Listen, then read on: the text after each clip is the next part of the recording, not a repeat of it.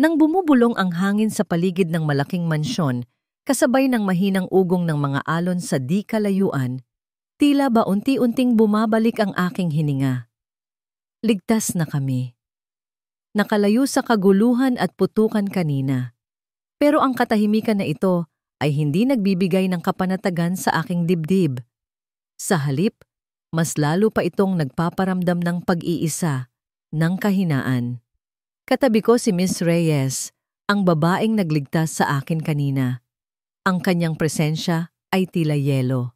Malamig, matatag, at hindi mo mabasa kung ano ang nasa likod ng kanyang mga mata. Salamat, sabi ko. Ang boses ko'y tila pinipilit kong patatagin. Ayokong marinig niya ang panginginig. Hindi ko alam ang gagawin ko kung wala ka. Tumingin siya sa akin. Ang kanyang mga mata ay tila sinusuri ang bawat sulok ng aking pagkatao. Trabaho ko lang yun, Mr. Luna. Sagot niya walang emosyon. At hindi pa tayo tapos. Marami pang pwedeng mangyari dito. Tumango lang ako. Alam ko, lagi namang ganito. Kapag may problema, nandyan ang pera.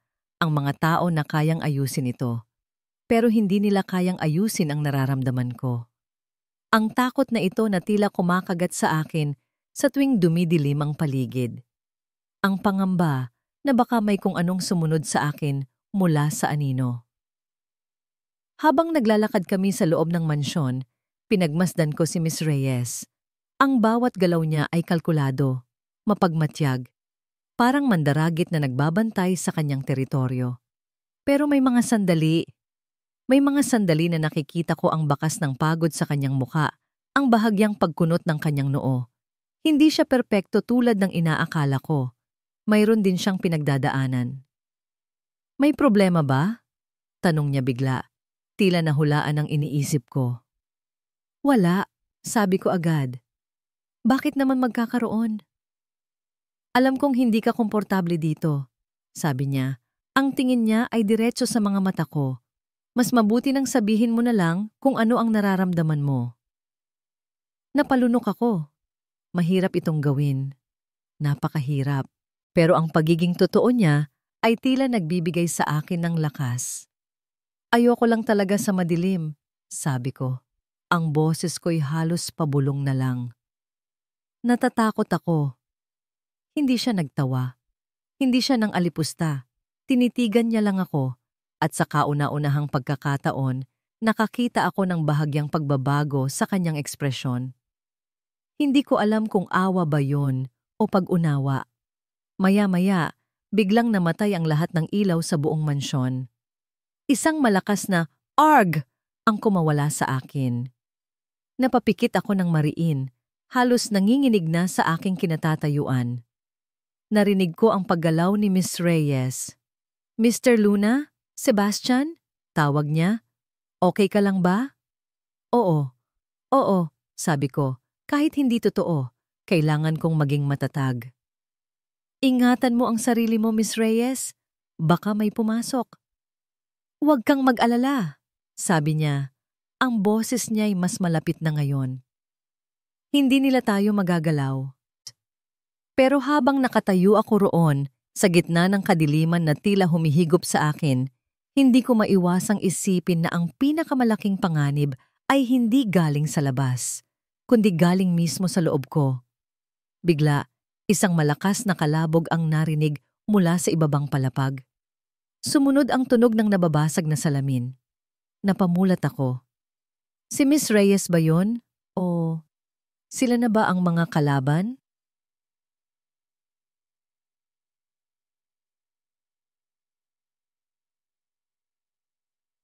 Nagsimulang umikot ang mundo ko nang biglang mawalan ng kuryente. Isang pamilyar na pakiramdam ng pagkairita ang agad na bumalot sa akin. Hindi ngayon, hindi dito. Kailangan kong protektahan si Baste.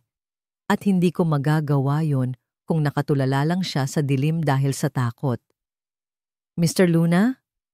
Sebastian? Tawag ko. Ang boses ko'y sinisikap kong panatilihing kalmado. Okay ka lang ba? Narinig ko ang kanyang mahinang sagot. Halos hindi maintindihan. na parang nagpipigil ng pag-iyak. Oo, oo, sagot niya. Ingatan mo ang sarili mo, Miss Reyes. Baka may pumasok. Napabuntong hininga ako. Kailangan niyang lumaban. Kailangan niyang harapin ang takot niya. Pero hindi ko siya masisisi. Ang mga anino na ito, tila may sariling buhay, naglalaro sa kanyang isipan. Biglang may malakas na kalabog mula sa ibabang palapag, sinundan ng tunog ng nababasag na salamin. Agad akong kumilos. Hindi ito ang ginagawa ng ordinaryong magnanakaw. Alam nila ang layout ng bahay na ito. Manatili ka dito, Baste! Sigaw ko, sabay pababa sa hagdanan, dala ang aking maliit ngunit malakas na flashlight at ang aking sandata. Bawat hakbang ko ay maingat, nakikinig sa bawat tunog. Ang aking radar ay nakaalerto. Sa sala, nakita ko ang dalawang figura na gumagalaw sa dilim, tila mga anino na humihingi ng buhay. Ang flashlight ko ay nagbigay liwanag sa kanilang mga balikat, nagpapakita ng itim na kasuotan at mga kagamitan na tila profesional. Mabilis akong kumilos, bumaba ang aking baril. Ang unang lalaki ay sumugod sa akin. Dala ang isang matulis na kutsilyo. Mabilis akong umilag, ginamit ang aking training para makuha ang kanyang braso at iikot ito na nagresulta sa pagbagsak niya sa sahig. Ngunit ang pangalawa ay mas mabilis. Gamit ang isang bakal na tubo, hinampas niya ako sa tagiliran, dahilan para mapaluhod ako. Ang sakit ay dumaloy sa aking katawan, pero mas matindi ang galit ko. Habang sinusubukan kong bumangon, nakita ko ang pangalawang lalaki na nakatutok ang sandata sa akin. Isang malakas na hampas ang kanyang ibibigay. Ipinikit ko ang aking mga mata, naghihintay sa sakit, pero hindi ito dumating. Sa halip, narinig ko ang malakas na kalabog at ang sigaw ng lalaki. Pagmulat ko, nakita ko si Baste. Gamit ang isang mabigat na plorera, tinamaan niya ang lalaki sa likuran, dahilan para ito ay bumagsak sa sahig. Ang kanyang muka ay puno ng takot, pero mayroon ding kakaibang determinasyon. Hindi ito ang Baste na kilala ko. Ito ay isang taong lumalaban. Sa pagkabigla ng dalawang umaatake, nagkaroon ako ng pagkakataon. Mabilis kong binawi ang aking baril at pinaputok ito sa ere. Ang ingay ay tila nagpatigil sa mga ito. Nang makita nilang hindi sila mananalo, mabilis silang tumakbo palabas ng bahay, na wala tulad ng mga anino. Nang mawala sila, napaluhod ako, ang aking katawan ay nanghihina. Lumapit sa akin si Baste. Ang kanyang mga mata ay puno ng pag-aalala.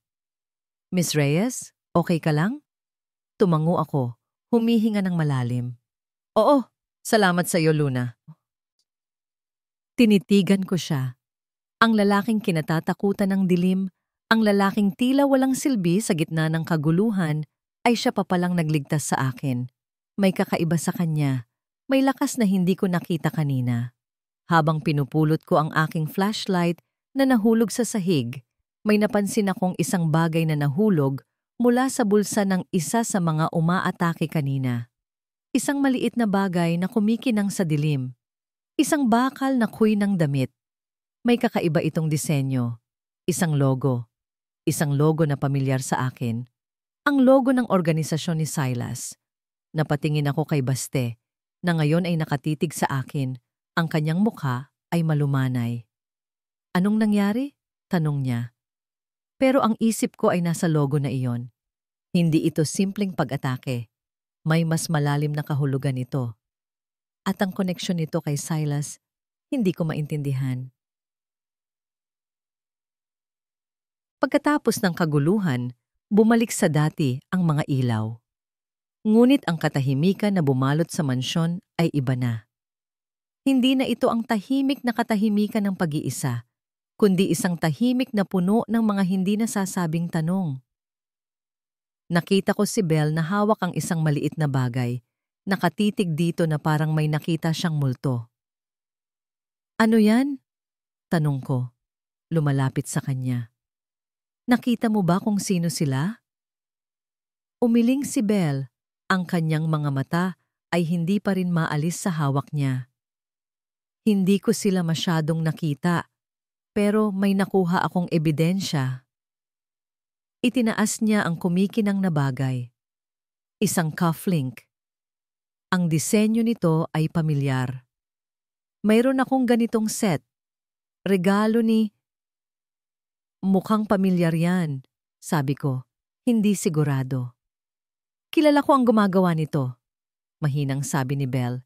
Ito ang simbolo ng organisasyon ni Silas Mendoza, ang mentor ko. Napatingin ako sa kanya. Silas Mendoza? Ang tinutukoy niyang tagapagligtas ko? Ang dahilan kung bakit nandito si Belle? Mentor mo, paanong... Hindi ba't siya ang nagpadala sa'yo para protektahan ako? Ganun nga, sabi ni Belle. Ang boses niya ay puno ng pagkalito at pagdududa. Pero bakit niya ipapadala ang mga tauhan niya para atakihin tayo? At bakit nandito ang cufflink niya? May kakaiba sa ekspresyon niya. Parang may maliit na tinik na nakatusok sa kanyang pagkatao. May mali ba? Tanong ko. Nagbuntong hininga siya. Baste, kailangan kong malaman ang ilang bagay. Tungkol sa'yo, tungkol sa nakaraan mo. Lalo na yung tungkol sa takot mo sa dilim. Napalunok ako. Ito ang pinakamahirap pag-usapan. Ang bawat pag-alala ay parang pagbabalik sa impyerno. Pero nakita ko ang determinasyon sa mga mata niya. Kailangan niyang malaman para malaman niya kung sino ang kalaban. Wala akong maalalang masasayang alaala noong bata ako. Nagsimula ako. Ang boses ko'y bahagyang nanginginig. Laging may takot, laging may anino.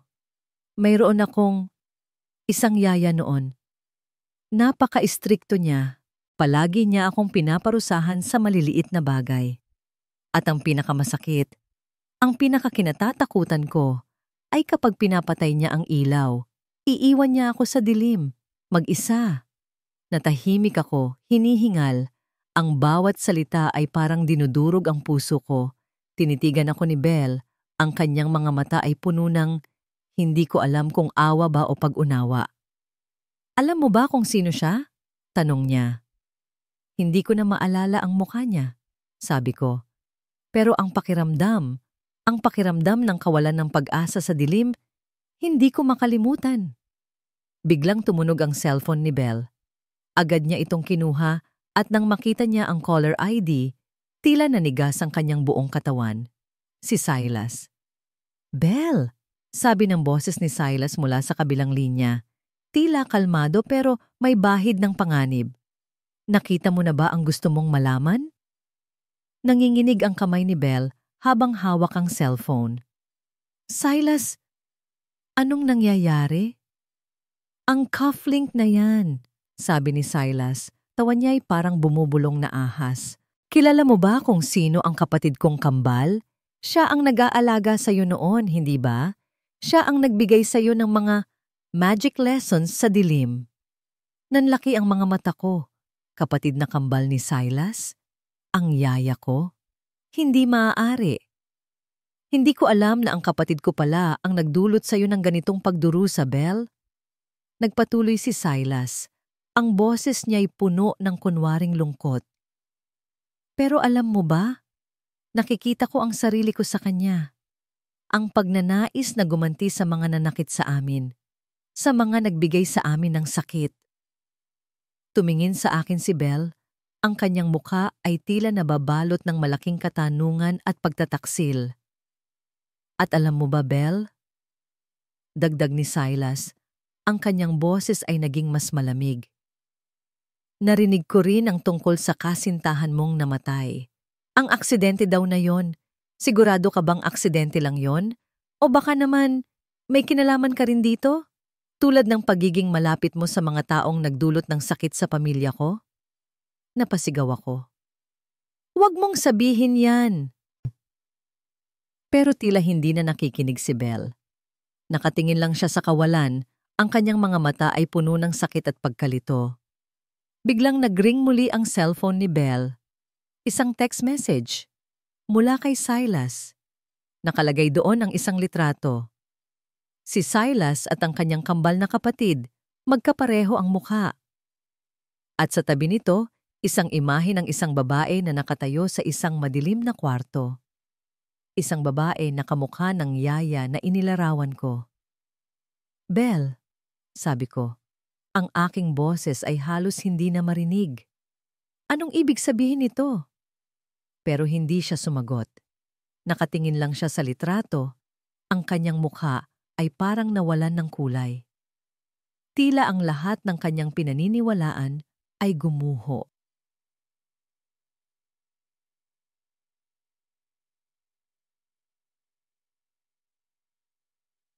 Ang mga salita ni Silas ay parang mga patak ng asido na tumatagos sa aking baluti. Ang litrato sa aking cellphone. Ang mukha ng kambal na kapatid ni Silas. Ang mukha ng yaya na inilarawan ni Baste. Hindi ko maproseso. Hindi ko matanggap. Si Silas, ang taong itinuring kong ikalawang ama. Ang nagturo sa akin ng lahat ay ang utak sa likod ng lahat ng ito. At ang kanyang motibo, ang kanyang galit, ay nakatuon sa akin? Belle? Ang tinig ni Baste ay tila nanggagaling sa malayong lugar. Tumingin ako sa kanya.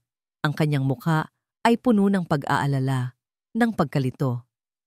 Nakikita ko sa kanyang mga mata ang pagdududa. Pagdududa sa akin. Hindi, bulong ko. Kailangan kong ipaliwanag. Kailangan kong sabihin sa kanya na hindi ako kasama dito. Pero paano? Paanong ipapaliwanag ang isang bagay na hindi ko rin maintindihan? Hindi ko alam kung ano ang sinabi niya. Sabi ko, ang boses ko'y nanginginig. Pero hindi totoo yon, Baste. Hindi ako sangkot sa nangyari sa'yo noon. At hindi ko alam kung bakit niya sinasabi yan. Pero ang litrato, Belle, sabi niya, ang boses niya'y tumataas. Ang cufflink? Lahat ng to. Nagdududa na ako sa'yo simula pa lang.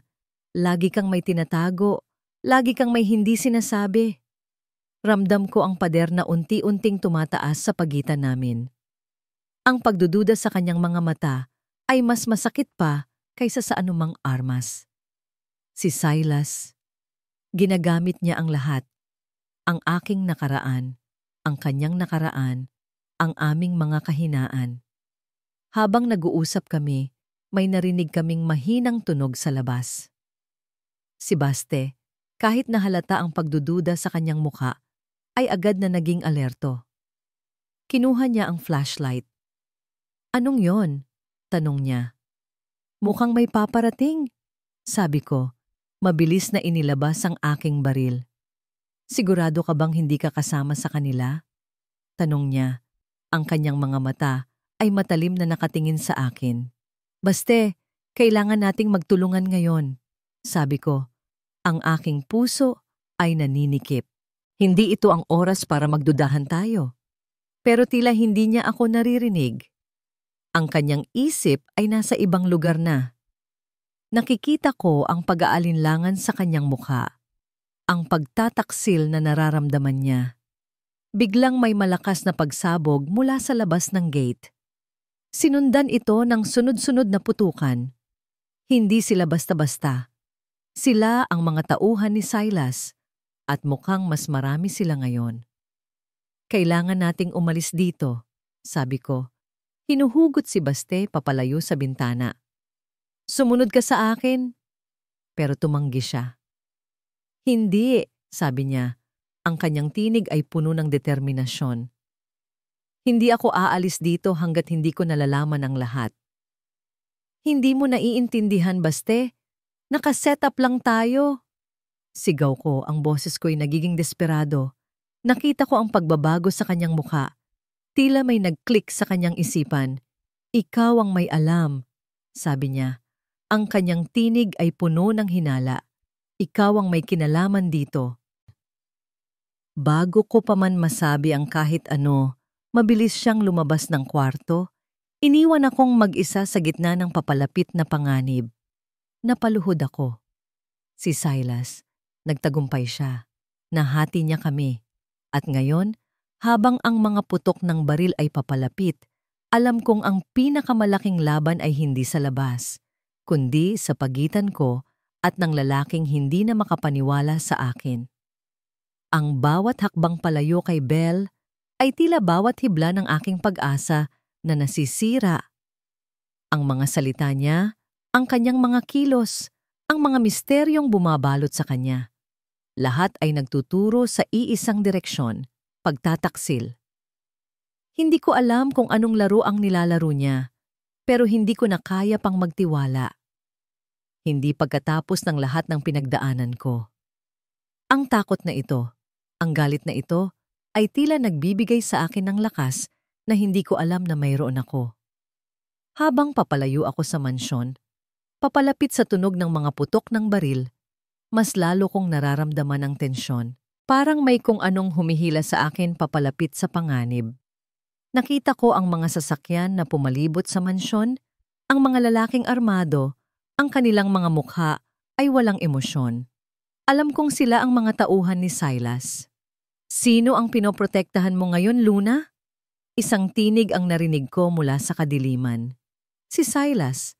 Lumabas siya mula sa isang anino. Ang kanyang ngiti ay tila isang hamon. Hindi ako sumagot. Mabilis akong sumugod gamit ang aking lakas na dala ng galit. Pero tila handa siya. Mabilis siyang umiwas at ang kanyang mga tauhan ay agad na pumalibot sa akin. Akala mo ba madali lang to? Sabi ni Silas habang iniiwasan ang aking mga hampas. Akala mo ba kaya mong kalabanin ang lahat? Ang mga tauhan niya ay nagsimulang umatake. Bawat hampas, bawat sipa ay tila nagpapabalik sa akin sa mga alaala ng kawalan ng kakayahan, ng kahinaan. Pero hindi ako napigilan. Ang imahe ni Belle, ang kanyang mga mata na puno ng pagdududa, ang nagtulak sa akin na lumaban pa. Naramdaman ko ang isang malakas na tama sa aking tagiliran na nagpatalsik sa akin papalayo. Bumagsak ako sa lupa, ang aking katawan ay nanlalambot. Ang sakit ay hindi lamang pisikal. Ito ay ang sakit ng pagtataksil, ang sakit ng kawalan ng tiwala. Siguro nga hindi mo kaya, sabi ni Silas. Lumapit sa akin, ang kanyang mukha ay tila puno ng kasiyahan. Pero hindi pa ito ang katapusan. Sa puntong iyon, nakita ko si Belle. Tumakbo siya papalapit, ang kanyang mukha ay puno ng pag-aalala. Ngunit hindi ito ang pag-aalala na gusto kong makita. Ito ay pag-aalala para sa kalaban. Belle! Sigaw ko, ang aking tinig ay halos hindi na marinig. Bakit ka nandito? Lumayo ka! Pero hindi siya nakinig. Hinarap niya si Silas. Bitawan mo siya, Silas! Sigaw niya, ang kanyang boses ay puno ng tapang. Ah, ang tapat mong alagad, sabi ni Silas, tawa niya ay parang lason. Pero hindi mo yata alam, Belle, na ang taong pinoprotektahan mo ngayon ay siyang dahilan kung bakit ka nasasaktan? Tumigil ka na, Silas! Sigaw ni Belle. Hindi! Sagot ni Silas. Nagsimula na ang pagtutuos. At ikaw, Belle, ang unang magbabayad.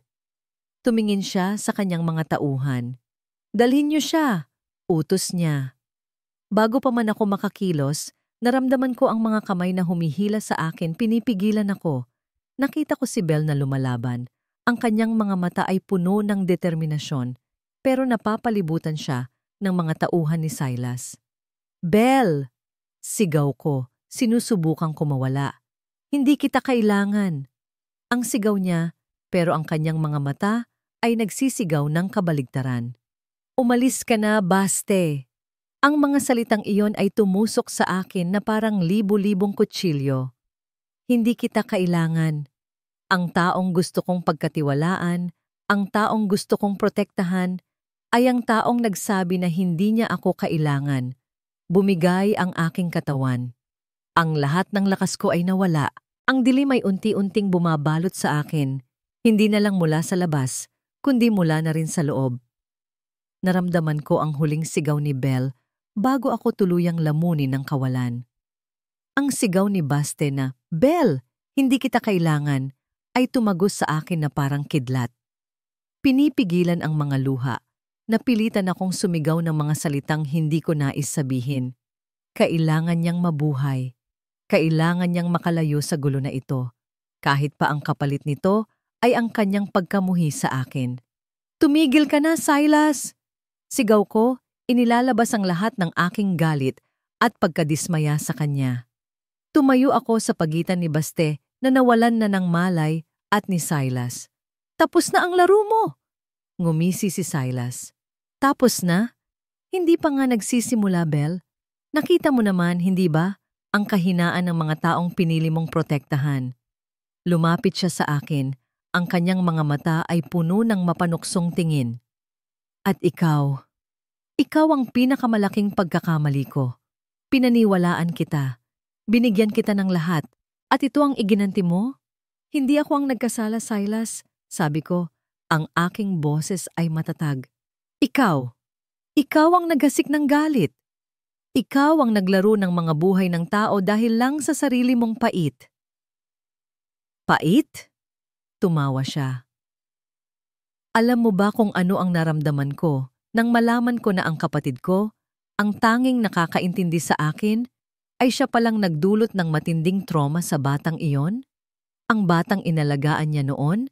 At ang mas masakit pa, na ikaw, Belle, na itinuring kong anak ay maaaring may kinalaman din sa pagkawala ng mahal mo sa buhay? Hindi ko alam kung ano ang pinagsasabi mo. Sigaw ko. Ang tungkol sa kasintahan ko. Aksidente yon.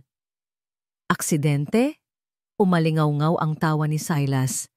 Sigurado ka ba? O baka naman, sa pagiging tapat mo sa misyon, nakalimutan mong protektahan ang pinakamahalaga sa'yo? Hindi ko na kinaya. Sa isang iglap, kumilos ako. Gamit ang lahat ng lakas na natitira sa akin, sinuntok ko si Silas sa muka. Mabilis siyang napaatras. Nagulat sa aking ginawa. Ginamit ko ang pagkakataong ito para makuha ang aking baril na nahulog kanina. Pumutok ka, Belle. Sigaw ni Silas, ang kanyang muka ay puno ng galit. Kung yan ang gusto mo, sige. Sa sandaling iyon, narinig ko ang mahinang ungol mula sa aking likuran. Si Baste. Gumalaw siya. Baste! Sigaw ko, napalingon sa kanya. Nakita ko siyang unti-unting bumabangon, ang kanyang katawan ay puno ng mga sugat, pero ang kanyang mga mata ay puno ng determinasyon. Hindi ka nag-iisa, Belle. Mahinang sabi niya. Napangiti ako. Sa kabila ng lahat, sa kabila ng mga salitang binitawan ko, nandito pa rin siya. Bumalik ang atensyon ko kay Silas.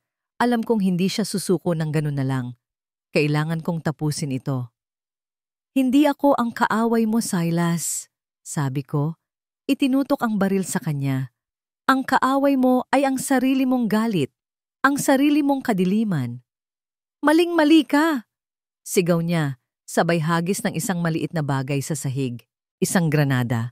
Mabilis akong napareact, tinulak ko si Baste papalayo, at pagkatapos ay yumuko ako, gamit ang aking katawan para protektahan siya sa posibleng pagsabog. Narinig ko ang pagsabog. Ang tunog ay nakabibingi. Nang mawala ang ingay, dahan-dahan akong bumangon. Nakita ko si Silas na nakahandusay sa sahig, hindi na gumagalaw. Ang kanyang mga mata ay dilat. Tila hindi makapaniwala na natalo siya. Naramdaman ko ang kamay ni Baste sa aking braso. Tumingin siya sa akin, ang kanyang mga mata ay puno ng sakit, pero mayroon ding bagong liwanag. Belle, sabi niya, ang kanyang tinig ay puno ng pag-asa. Tumulo ang aking mga luha. Baste, hinawakan ko ang kanyang kamay. Nandito ako. Ang sakit sa aking katawan ay tila wala kumpara sa sakit na nararamdaman ko sa aking puso. Matapos ang lahat, matapos ang mga hinala at masasakit na salita, si Belle pa rin ang nandyan. Ang nagligtas sa akin, ang nagtanggol sa akin. Nakatingin ako sa kanya. Ang kanyang mukha ay puno ng pagod at sakit, pero ang kanyang mga mata ay puno ng liwanag na hindi ko pa nakikita dati. Belle. Ang pangalan niya ay tila isang dasal sa aking mga labi. Ang mga salitang binitawan ko kanina, ang mga pagdududa ko, ay bumabalik sa akin na parang mga panaginip na naging bangungot. Patawarin mo ako. Sabi ko, ang aking tinig ay nanginginig. Patawarin mo ako, Belle. Nagkamali ako. Hindi kita dapat pinaniwalaan. Lumapit siya sa akin. Umupo sa tabi ko. Hinawakan niya ang aking kamay. Ang kanyang haplos ay banayad, puno ng pag-unawa. Shh! Sabi niya. Naiintindihan ko, Baste. Hindi ka nag-iisa sa pakiramdam na yon. Tumingin ako sa kanya. Ang aking mga mata ay puno ng luha na hindi ko na mapigilan. Pero ikaw ang hindi naniniwala sa akin, sabi ko. Nung mga oras na kailangan ko ng tulong mo, sinabi mo na hindi mo ako kailangan. Napalunok si Belle. Tila napagtanto niya ang bigat ng kanyang mga salita. Alam ko, Baste, sabi niya, ang kanyang tinig ay malumanay. At pagsisisihan ko yon habang buhay. Pero, alam mo, natakot din ako. Natakot akong baka totoo nga ang sinasabi ni Silas. Natakot akong baka may kinalaman nga ako sa nakaraan mo. At natakot akong baka masaktan ka palalo dahil sa akin. Napatingin ako sa kanya. Ang kanyang kahinaan, ang kanyang takot. Nakikita ko na ngayon ang tunay na Belle sa likod ng kanyang katatagan. Ang babaeng may sariling mga sugat, ang babaeng natatakot masaktan at makasakit.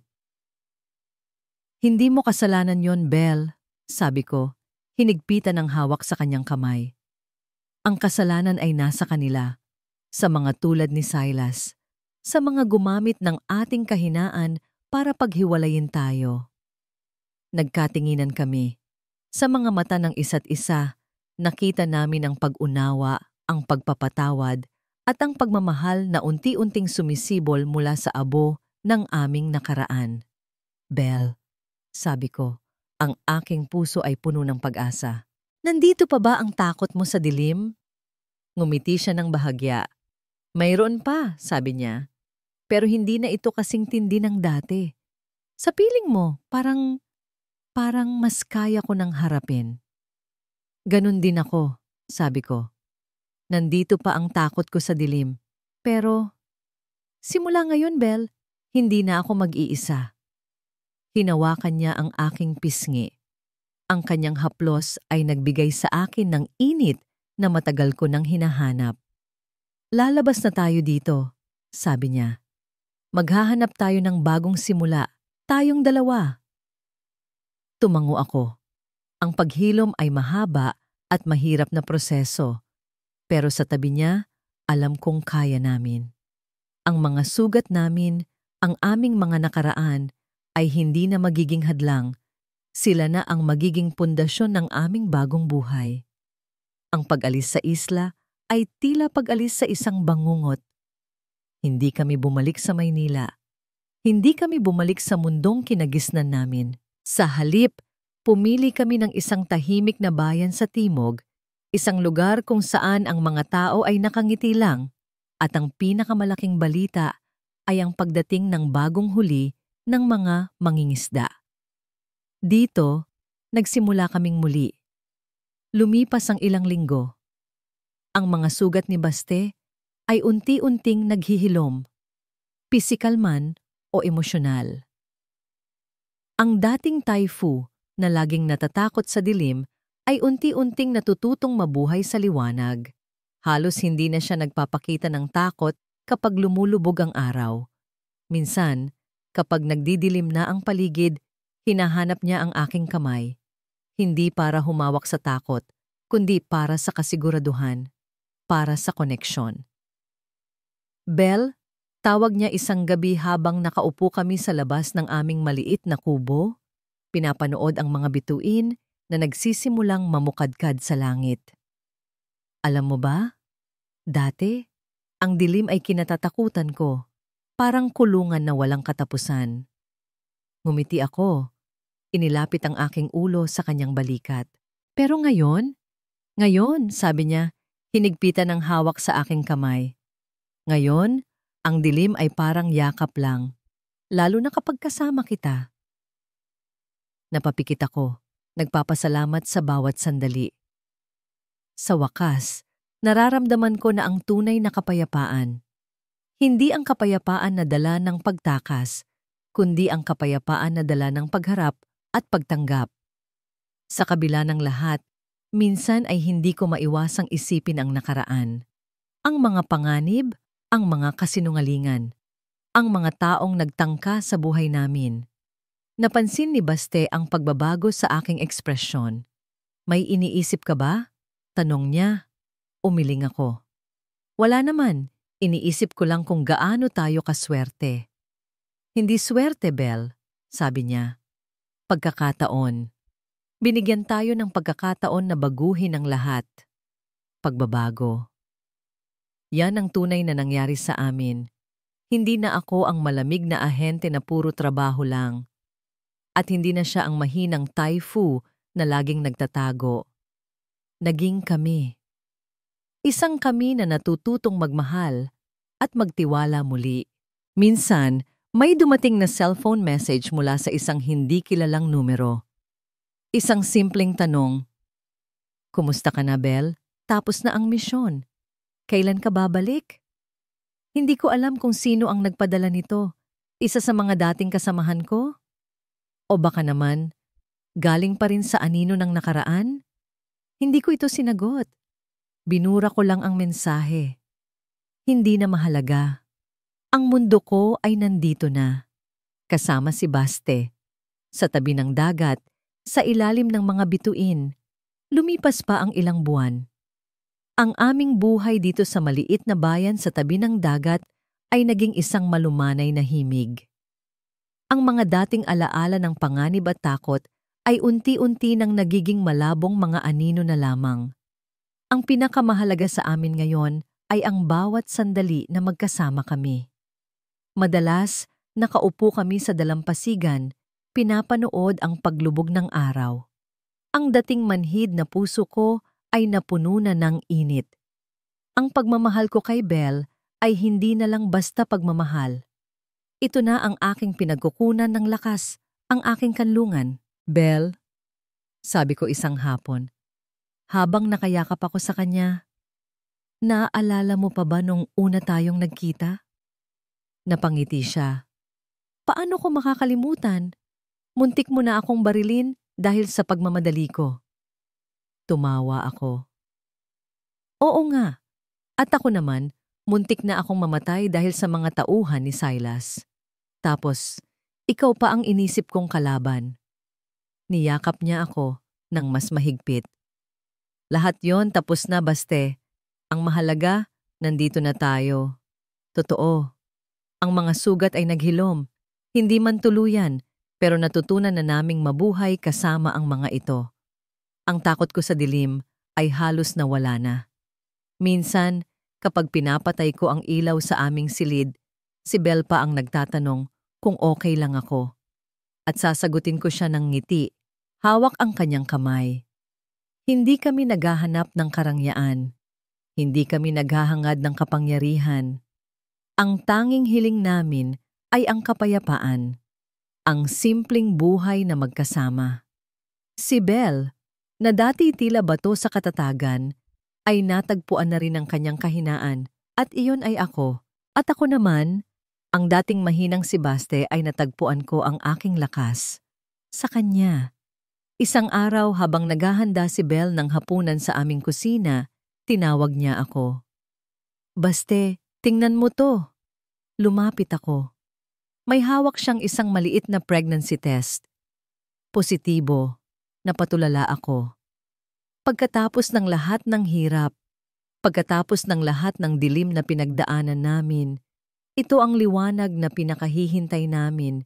Isang bagong buhay, isang bagong simula. Niyakap ko si Belle ng mahigpit.